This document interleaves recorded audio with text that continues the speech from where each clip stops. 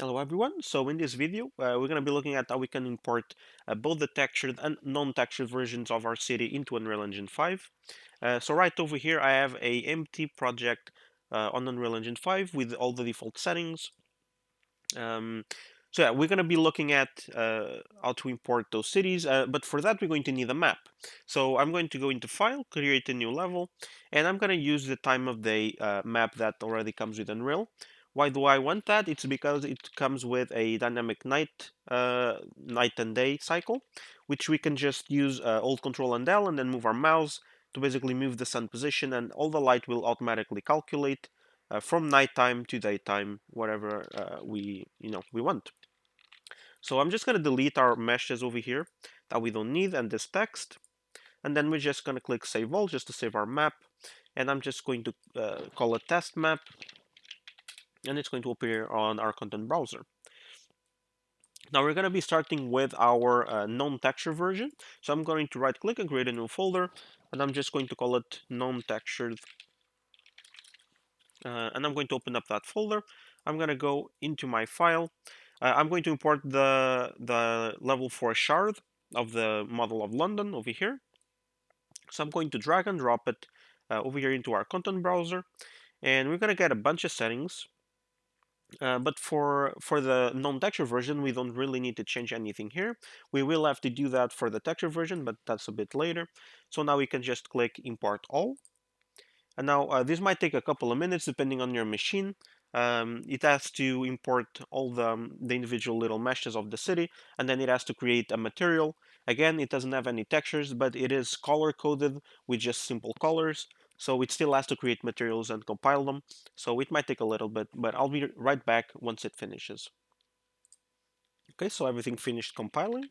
Well, I guess it's still finishing this, but there you go. Now you can see that we have a ton of models here, and then we have, as I said, the little base color plain materials. So if you open one of these up, you can see that it does not actually has like a texture sample in there. It's just a 4-vector parameter, which is basically just a color, which in this case is green. And every single mesh here, which is the the separate little pieces of the city, they are have one of these colors assigned to them. So we can just go ahead and save everything. And now we're going to be looking at how to add this into the level. And it's pretty easy. You just click on the first static mesh here, and then shift and click on the last one to select all of them in between. And then you just drag and drop into our viewport here. Now you can see that everything is there. Now just to make sure that all the pieces are in position, go up here into the details panel and reset the location back to 000. So just to make sure that everything is in the correct location. Now you can see that you have all the meshes here. And if you start clicking on them, you can see that, for example, the river is separate from the bridge, and it's separate from the rest of the buildings. And some of the buildings there, for example, the shard is also a separate mesh that you can move around. And yeah, so everything's working correctly. Let's go ahead and save the map. And now I just want to do something. I want to just go over here into our water material. I know that it's not supposed to have texture, but the water, it's a bit weird not have any reflections. So I'm going to click on the river here. I'm going to go into this little browse icon to find our material, which is over here, and I'm going to double click that open. And I'm just going to make a slight change to the material to add reflections. Now what defines the reflections is the roughness and the specular of this material. So I'm going to hold 1 and click to create a scalar parameter, and I'm going to add this to the roughness. And you can see once it compiles, you get nice reflections because the object is now by default not rough, which means it reflects everything. It's like a sharp object. And if we click again to create another scalar parameter, add that to the specular, and you can see that it kind of hidden all the reflections. That's why we need to set the specular to 1 to make it even better. There you go. And now you can see that it's super reflective, and we can apply this and save it. And now if we close it and go back, you can see that we have these nice reflections over here in the water. There you go. Now there is something that I want to check because to get these nice reflections, we're going to be using Lumen. Now, if you don't know, in Unreal Engine 5, there's a new global illumination, which is called Lumen, and it basically uses uh, all the meshes distance field volumes to basically calculate shadows and overall light reflections and stuff. So we need to go into our project settings here real quick and make sure that all the settings that we need are enabled. So let's go into the settings. Let's go into the project settings here, and let's just type distance uh, distance field generate mesh distance fields, which is true. So that's going to be correct. And now let's just type in Lumen. And you can see the dynamic global illumination method is Lumen, and the reflection is Lumen by default. Which is pretty good. There you go. Now detail tracing is the best for detail, so leave that on. And yeah, so that means that we are ready to have the nice reflections.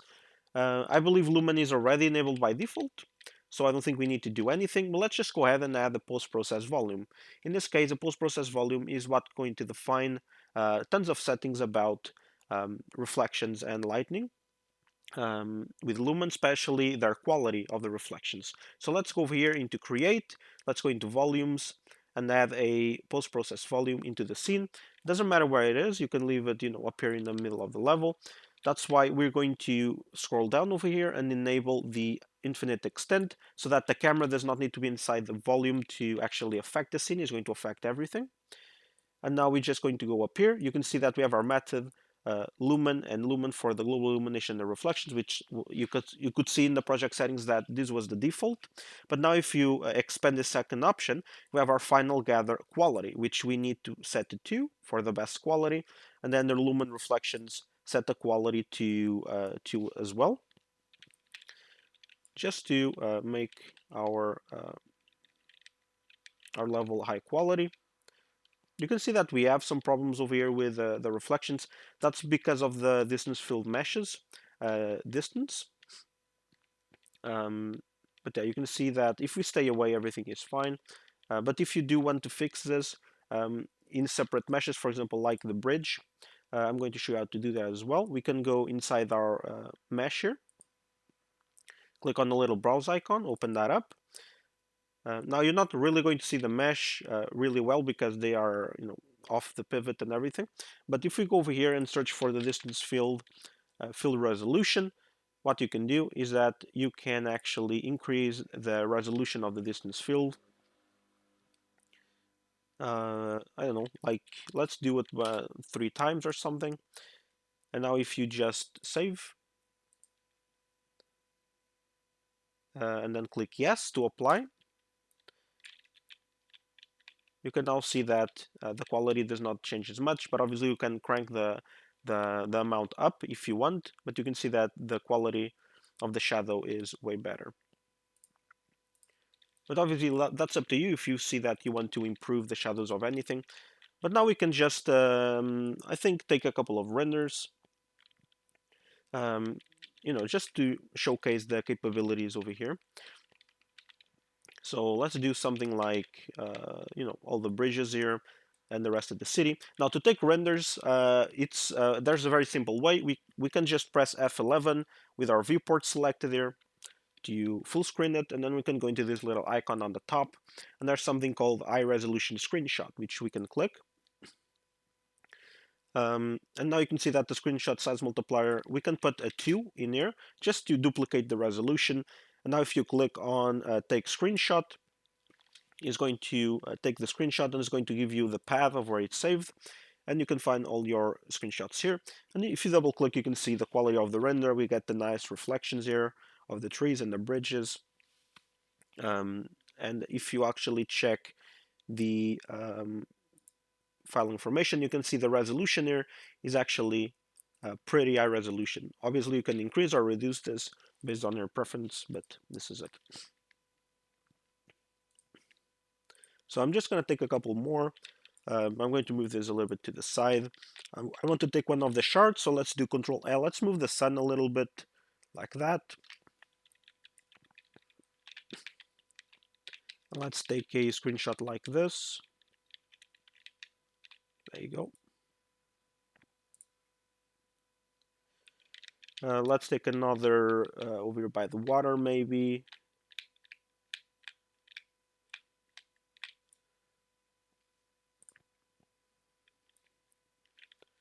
And let's take one over here from the side of the shard, maybe. Let's move the sun around a little bit.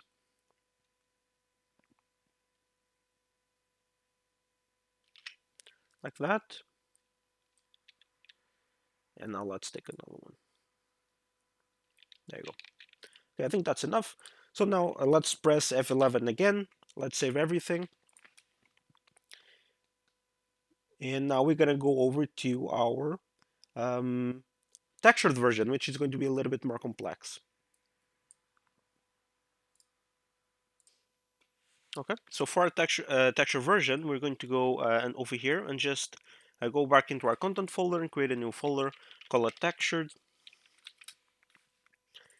And then we're just going to go over here. Now, the texture version is slightly different over here in the file, so it's divided into kind of four layers or four tiles. And if you open up the first tile, you can see that now you have a bunch of files there, and then a bunch of textures in the bottom. Now the textures will automatically import. The only thing that we need to do is import the FBXs. So you can click on the first one and go to the last one and then shift click to select all of them, then just drag and drop into our content browser. Now there's going to be a couple of changes that we need to do over here into our settings. So let me just quickly find the numbers, because we're going to need to change the import translation. Why? Because this mesh in particulars, or the textured ones, are way off center. So we actually need to we actually need to set these numbers to the X and the Y. So actually the buildings are closer to the pivot. Otherwise they're going to be like outside the game world, and you can forget to put these numbers, otherwise it's not going to really work. So on the first X value here on the import translation, we need a minus, then 531999840, and make sure there is a minus in the beginning. So you can just take a look, pause the video, and put exactly this number in. And then on the Y, it's a positive number, 1800590. So again, take a pause on the video and just put exactly this number on it. And for this is exactly what we need. And then now I actually forgot something, which is over here in our material. Now, because all of these are going to have textures, it's going to create a material for each texture. Now, obviously, this is going to import hundreds of individual little static meshes, and so it's going to create hundreds of materials. Now, if they're not instanced materials, it's going to really hit performance in case you want to use this for an app or something.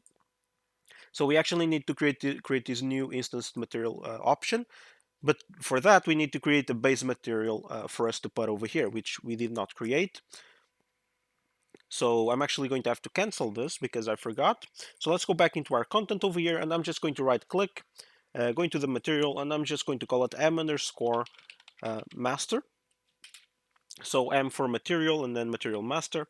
Let's open up the material, and we just need to create one texture sample here. So right click, get a new texture sample. And then plug that into the base color. Now, these models only have a base color. If they add, for example, normal maps, you need to create a texture sample for each. And now right click on the texture sample and convert to a parameter. And I'm just going to call this the base color, just like that. So just make sure that it is a parameter, so it shows up. Oh yeah, it's going to give you an error. We can just close this. Now the engine does not like when the texture samples are empty, so you need to go over here to the base color and just add a default texture. It does not matter which one it is. I'm going to add this one. Now you can see the error is gone, so we can just apply and save. There you go. And now we can go back into our textures folder and actually import all the FBXs. So grab all the FBX files in the folder, drag them in. You can see that the numbers stayed in, but just make sure that this is the numbers that you have on the X, on the Y in the import translation. And now over here, we're going to do create new instance materials on the material. And the material that we want is going to be the m_master. And now you're going to see that a bunch of options are going to appear. Now again, we are only using the base texture. So over here, instead of do not override, use the base color parameter that we created, and it should look like this. There you go. And again, it's really important. Do not forget the numbers up here. And yeah, so now we can click import all. And now it's going to import, again, all the meshes and create all the material instances and also import the textures in. So again, this might take a couple of minutes, so I'm going to just pause the video and I'll be right back once it finishes. Okay, so the first tile just finished importing. So now the rest of the tiles are exactly the same. There you go, you can see that everything is imported. Now, if you actually take a look at the materials, which are on top, you can see that they are material instances and not materials. And if you open one of them up, you can see that we have our base color parameter that we created, and our parent material is the m_master. So just make sure that this is working. Otherwise, if it's not, go back to your import settings, import again, and make sure that you set everything exactly as I did in the video, if this is actually a material and not a material instance. But as I was saying, now importing the rest of the tiles is the same. So we just go back over here into our folder where the tiles are. Let's go to the second one. We just select all our FBXs. There you go. And now we drag them into our folder. And now you're going to see that all the settings are going to already be saved. If you didn't restart the editor, you don't need to re-put or re-enter every setting. Everything is going to be set up. You can see the base texture properties, base color, the base material is going to be master, and our values here are the correct ones. So now you can click import all and wait, and then do the same thing for the other two tiles. And yeah, I'm going to pause and wait for it to finish. Okay, so the second tile has finished importing. Now the same process with the third one. So let's go back here, select all our FBXs. Yeah, there's a lot of them here. There you go, select them all, and now drag them into the content browser. Again, all the options should be correct. Then click import all. And same thing, now we have to wait. Okay, so now we just need to import our last tile. So let's go and do that. Let's select all our FBXs again. There you go, onto the last one. Then drag and drop. It's the same procedure. Make sure all the numbers are correct. It should be everything correct. Then import all. And now for the last time, we're going to wait. Okay, so the last tile has finished importing. And now you can take a look at your content browser. You can see that we have all the textures here. There's really a lot of them. There's a lot of meshes. And then we're going to have our material instances on the top. So what I want to do right now is that I want to go into this asset filter icon here in our content browser and just turn on static mesh filtering. Why do I want to do that? It's just to make it easier to select the first and the last one. So let's click on the first one, go to the last one and shift click. There you go. And now we can just drag this into our level. So this might take a while to unfreeze because there's nearly 900 static meshes, so it might take a little bit.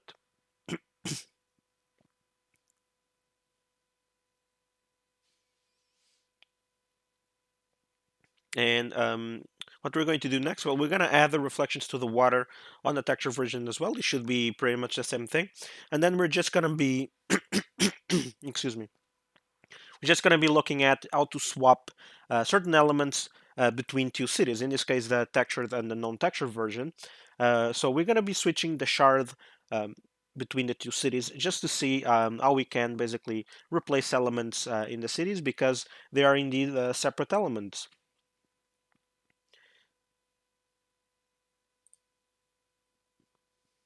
There we go. And I think oh, we are getting a little bit of a frame drop here.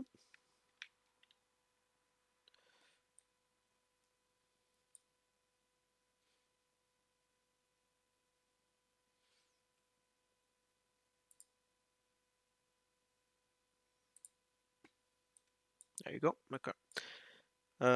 I'm going to save the map. Well, one of the things that we see right now is that now we need to select all these pieces. You can see that they imported correctly, but I want to grab them all. So yeah, so we can just search for, you can see that all the static mesh pieces on the texture version start by ASM. That stands for static mesh. So we can just go into the world outliner and type SM, and I'm going to grab them all. And what I want to do right now, I want to reset their locations all back to 0. Now you can see that they're all mixed with other versions. So we can just grab over here the x-axis arrow and just basically move it to the side like that. So now we got a side-by-side city. They're pretty much the same, but one has textures, another does not. There we go.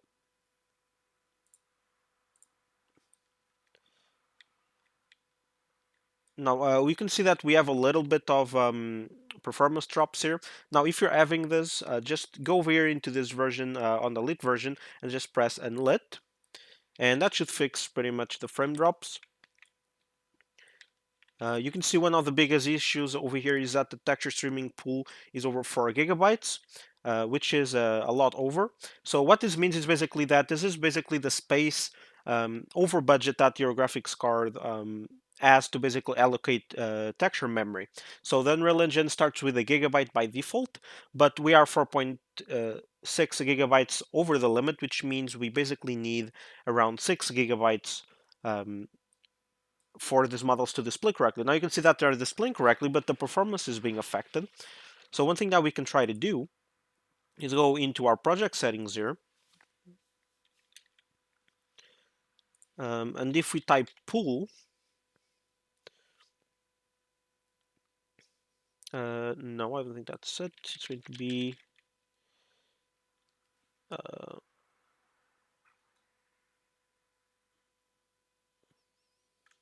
well, I don't think it's actually in the project settings. I think we need to go into one of the files of the project. Let me just pause and I'm going to go see how to do that correctly, and then I'll be right back. Okay, so I just figured an easier way to do this. We can just go into our console over here in Unreal Engine to change that. Now be aware that this won't save if you close and restart the editor, but for now it's going to work perfectly fine. So let's go into Window and enable our output log. That's going to open up this window over here where we can enter console commands, and we can just do R for rendering, dot streaming, then dot pool size. And then if you click once, you're going to see that the default value that displays here is 1,000. So that's 1,000 megabytes, which means it's a gigabyte. If you enter your arrow up on your keyboard, you can reselect that. And let's just set this to 6,000. So that's going to set this to 6 gigabytes. And you can see that the error up here in the top has gone away. There you go. Now I'm not sure if the performance is going to get that much better if we don't restart the editor. But we're just going to continue. I'm going to set this to lit mode. Oh, I think one of the things that it might be affecting for now is if we go into the post-process volume here, let's go back over here to the Lumen, and let's set this render quality to 0.1 and our reflections back to 0.1. The minimum is 0.25, but that should be fine.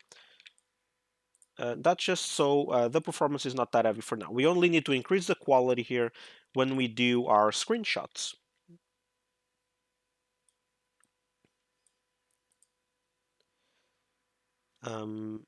Actually, just to make this a little bit easier, let's do set this to 2, but let's do the global illumination to none and the reflections to screen space.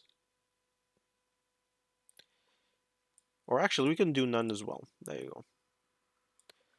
Let's save everything. There we go. So I just quickly restarted my editor because the performance was oddly bad. But you can see that now after I restarted, everything is smooth again. I think that was just a local problem on my end, but still, I still want to cover one more performance topic, especially here for our textured city, which has really a lot of pieces. So I think every building is separate, and we can just do something to really make this better, which comes with Unreal Engine 5, which is um, nanite. So we can go over here into our textured version, again, filter for all the static meshes. Now this might take a long time, so I don't think I'm going to do it because there's really a lot of meshes, but if you right click and you go into nanite and then enable it, it's basically going to recompute all the meshes to use nanite, and nanite is basically an automatic lot system where, you know, based on its screen position, it's going to, in real time, with no user input, you don't need to do anything, it's going to change the level of detail of all the meshes and really make the performance as optimized as it can be. I'm not going to do that because it's going to take a really long time. But you can do this on your own if you want to, if you see that the performance is not good on your end. But yeah, my performance now is good, it's okay. So I'm going to go back to my post-process here, and I'm going to re-enable Lumen and make sure my Lumen is at 2 quality. There you go, and I'm just going to save it. So everything is fine now. Now I'm going to do the same thing on the water. I'm going to add reflection to it. So I'm going to go into the details panel here on our water. I'm going to click on it, and I am going to browse this.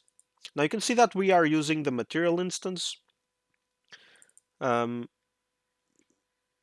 so we're gonna have to edit our master material really quick. So let's go into our master material, and we're just gonna click once and click, and we're gonna add roughness, and we're gonna click once and click again and go into specular. Actually, we don't need specular on this one, so let's just use the roughness, and then I'm going to right click and convert to a parameter, and I'm going to call this roughness. And this is really the power of using a master material, is that now once I added this new parameter, all the materials on the, oh, I forgot to, we need to set the default to 1. Otherwise, everything is going to be super reflective. We don't want that. So let's do the default back to 1. And now you can see that everything is the same, but now every material on the city has a parameter on their instance with a roughness over here, which we can click. And now we can set this to 0 on the water material. So let's save that. And you can see that these ones are separate, so you need to go there, browse them, and set the roughness to 0, and save it. Do the same thing on this side, so browse the material, and set it to 0, and do the same thing on the top one here. Browse the material, and set it to 0. There you go. Now you can see that we have the nice reflections on our river here. And what I want to show before we take renders is now we're going to basically substitute the shards over here. Now you can see that we have the shard as a building here, and the pivot is over there. But because the cities are exactly the same, we can actually swap elements very easily. So you can see that we have the shard over here, but if you click on any item over here in the city, you can see in the details panel that it's going to be 0 on the Y and 0 on the Z, but it's going to have these coordinates on the X. Remember, once we add everything on 0, we drag the city forward on the X-axis. So we just need to copy and paste this value, go back into this shard, and paste this on the X, and you can see that it moved over to the right. Now it's kind of merged with the textured version, so we can click on the textured version and just set the X of this to 0. And oh, I think, let me control Z. Okay, the actual non-texture shard is actually split into multiple sections. So we're actually going to need to paste these values into these little separate pieces here. There you go. So now the entire shard is on the side. Let's go to the textured version and just make the coordinates 0. Now you can see that we have the textured version on the non-textured version, and it completely fits correctly. And the same thing over here. So now we have the non-textured shard over here with the rest of the textured version. So yeah, now I think we can just take a couple of renders. Let's do an entire city shot up here. Now, to do this correctly, we need, well, we don't really need to, but let's go into full screen. So you can press F11 with the viewport selected here. I'm going to just move the sun around a little bit. yeah, let's do something like, yeah, we can do like a super midday here. So let's press over here in this little icon up here, and let's do a, where is it? High resolution screenshot. Let's set our multiplier to 2, and let's take our screenshot here. And let's find another position. We can do one over the river, looking at the shard, like this. We can actually go over here. There you go. Take another. Let's go over here to the shard, something like that. Let's move the sun around this time. Oh, come on.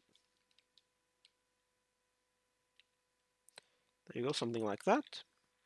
And you can see that the light completely, changes. It's actually super beautiful that we can do this in real time. But it's looking great. I'm gonna take one more just for, uh, you know, I'm gonna go to the river maybe like that. I don't really want to have the other city in the background, so let's do it on this side. I think I kind of already did one like this. Let's do one over here. Let's move our sun into the side. There you go. Yep, let's click on the render. And now I can actually go back there and actually take a look. So we have our first renders, which are the non-texture version. So we can see them all over here. And now we can actually see the texture version. And they look super good. There you go. Let's close this, go back over here. And I believe if I didn't forget anything, that's everything that I had to do. Yeah, I think that's it. So yeah, hopefully you guys enjoyed this video. If you have any problems, yeah, hopefully you guys didn't have any problems. That's what I'm trying to say, and everything went correctly. Now, again, if you guys have bad performance with this a lot of meshes, you can go ahead into all the static meshes in the texture version, as I did, and just enable nanite on them, and it should help a lot. But yeah, hopefully the quality is up to par, and you guys enjoyed this video. So yeah, I'll see you next time. Bye bye.